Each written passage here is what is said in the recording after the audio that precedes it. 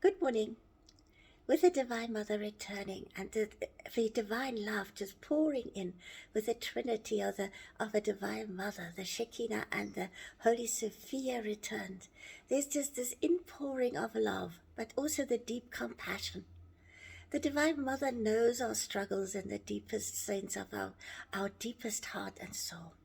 You know, one thing that I've learned in life is not to just look at the outside of the people. You know, all my life I've been judged on the outside of myself. And I've always just asked myself, why can't people just love me for who or what I am? Why do they always get hung up on what is outside instead of looking what is inside? Because the soul is there, and it's a soul that actually is eternally there in whatever form or way it is.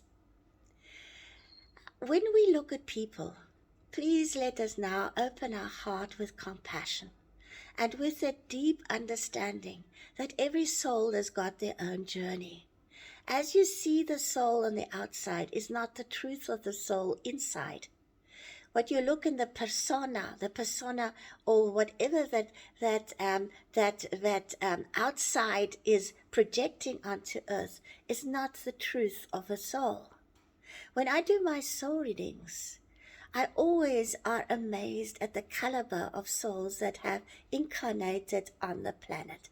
And so many people actually come to me and with great tears, and they say, I have always known this of myself, but I have never given myself permission to live it. Why?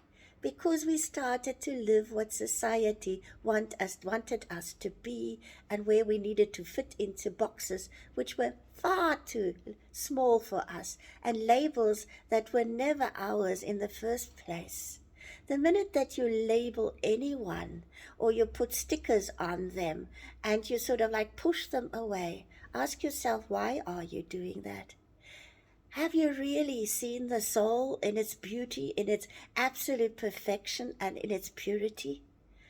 You know, one thing that I have learned through all my years of doing soul readings is that we do not know what the soul in truth has come in to experience, and to the soul lessons in mastery that soul has to master. It might not be your soul mastery because you have your own lessons.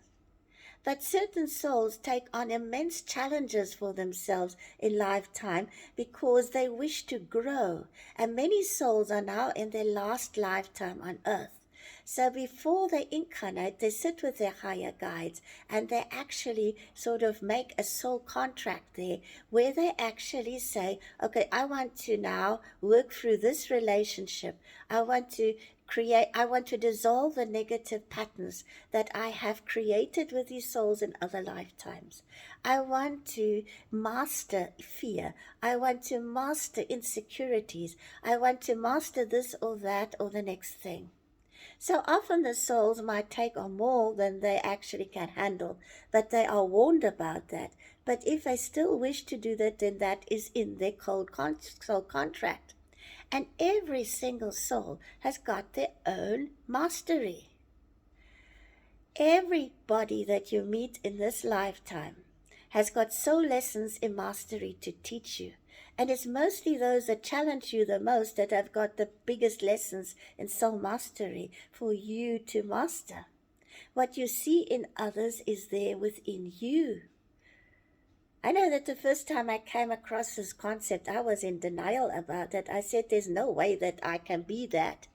But actually, when I actually saw that I had that within me, everything started to heal. Everything started to shift.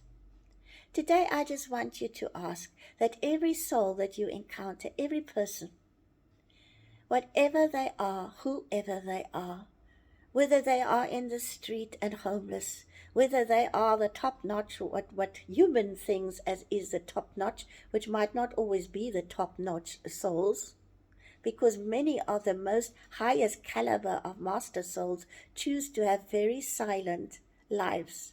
They do not make a knot of noise. They're just here to do the job. Let us see ourselves in all of them. Let our heart open, and let us send love to them wherever they are, in whatever form or way. You do not know what soul lessons they've taken on in this lifetime. You do not know what they need to master. Open that heart and open your sacred eyes so that in the sacredness of your heart and in the sacredness of your eyes, you can only see love. You can have compassion for that soul in whatever form their challenges lies. And if they still choose to buy into fear, then also send that love into them so that with the prayer that they will transcend that fear. We are in the process of the greatest alchemizing that's ever happened on this planet. Everything is now being alchemized, and you are being alchemized. It's a changing of one form, the old 3D, into a totally new form, that of the 5D. So in this, people are getting challenged in many ways. So open your heart. We are not all perfect. We all are saints and sinners. And believe me, in other lifetimes, in other existences, you have been all of that, saint and sinners. Instead of denying the shadow, embrace it with love. Because even the shadow serves. When souls take on a certain role in this lifetime, that is something they choose to project. Who are you to judge, and who am I to judge? Let us take them rather in our arms and in our hearts and in the purest love, and show them love. I have had times in my life when I was just being myself and being that love that reached out to others. And I will never forget how people came to me who were rejected by society, who I might have just been kind and nice to and loving in some way that I didn't even notice. And they would say, thank you. You are the first person who treated us like a soul. I've always had tears when I heard that, because to me it means how many people degrade other people, how many people put other people in the doldrums. That is making yourself more than God's creation. Because even in the doldrums, God is present. You do not know what that soul took upon itself in lessons of mastery. And there is not one soul on this planet who is not in need of more love and who could not do with more love, like there are souls who could think they've got everything, but in truth they too need more love in whatever form or way. That's the teaching of a Divine Mother this morning, and I wish to reach out to all of you. You are worthy of love. You are worthy of living a soul-empowered life. You are worthy of being loved.